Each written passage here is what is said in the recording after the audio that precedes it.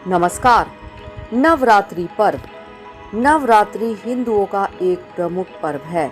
नवरात्रि शब्द एक संस्कृत शब्द है जिसका अर्थ होता है 9 रातें।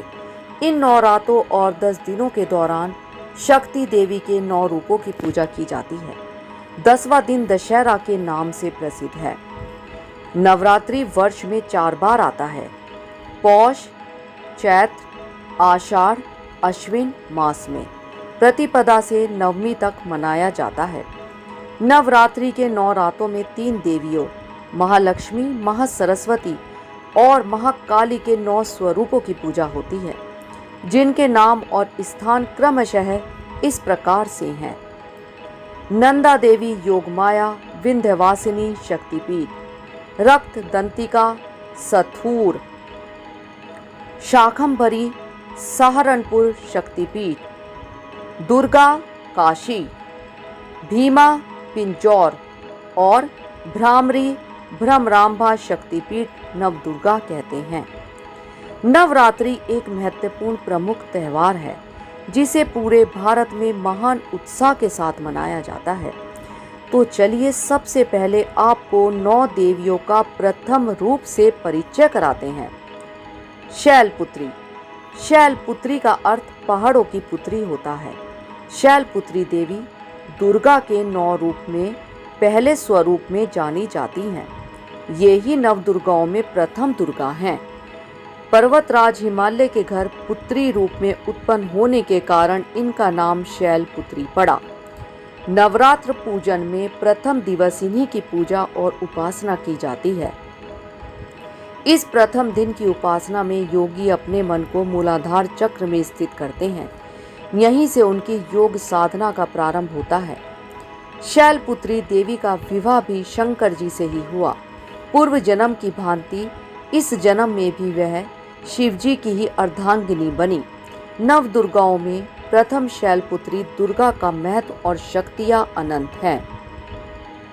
वंदे वंचित लाभाय चंद्रार्धकृत शेखराम, वृषारूढ़ाम शूलधराम शैलपुत्री यशस्विनीम।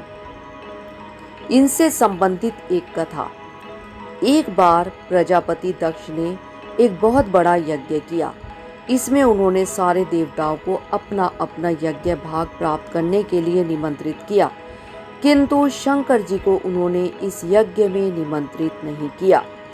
सती ने जब सुना कि उनके पिता एक अत्यंत विशाल यज्ञ का अनुष्ठान कर रहे हैं, तब वहां जाने के लिए उनका मन विकल हो उठा। अपनी यह इच्छा उन्होंने शंकर जी को बताई। सारी बातों पर विचार करने के बाद उन्होंने कहा, प्रजापति दक्ष किसी कारणवश हमसे रुष्ट हैं। अपने यज्ञ में उन्होंने सारे देवताओं को निमंत्रित किया है। उनके यज्ञ भाग भी उन्हें समर्पित किए हैं, किंतु हमें जानबूझकर नहीं बुलाया है, कोई सूचना तक नहीं भेजी है। ऐसी स्थिति में तुम्हारा वहां जाना किसी प्रकार भी शेषकर नहीं होगा। शंकर जी के इस उपदेश से सती का प्रबोध नहीं हुआ। पिता का यज्ञ देखने वहां जाकर माता और बहनों से मिलने की उनकी व्याग्रता किसी प्रकार भी कम ना हो सकी। उनका प्रबल आग्रह देखकर भगवान शंकर जी ने उन्हें वहां जाने की अनुमति दे दी। सती ने पिता के घर पहुंचकर देखा कि कोई भी उनसे आदर और प्रेम के साथ बातचीत नहीं कर रहा है। सारे लोग मुंह फेरे हुए हैं। केवल उनकी माता ने स्नेह से उन्हें गले लगाया। बहनों की बातों में व्यंग और उपहास के भाव भरे हुए थे। परिजनों के इस व्यवहार से उनके मन को बहुत कलेश पहुंचा। उन्होंने यह भी देखा कि वहां चतुर्दिक भगवान शंकर जी के प्रति तिरस्कार का भाव भरा हुआ है। दक्ष ने उनके प्रति कुछ अपमानजनक शब्द भी कहे। यह सब देखकर सती का हृदय क्षोभ, ग्लानि और क्रोध से संतप्त हो उठा। उन्होंने सोचा, भगवान शंकर जी की बात ना मान, यहाँ आकर मैंने बहुत बड़ी गलती की है। वे अपने पति शंकर भगवान के इस अपमान को सह ना सके। उन्होंने अपने उस रूप को तत्क्षण वहीं योगाग्नि द्वारा जलाकर भस्म कर दिया।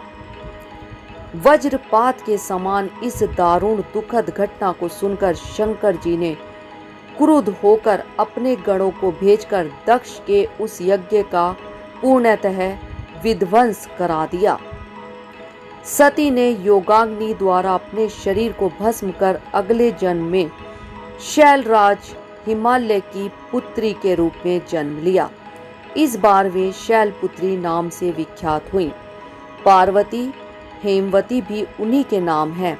उपनिषद की एक कथा के अनुसार इन्हीं ने हेमवती स्वरूप से देवताओं का गर्व भंजन किया था।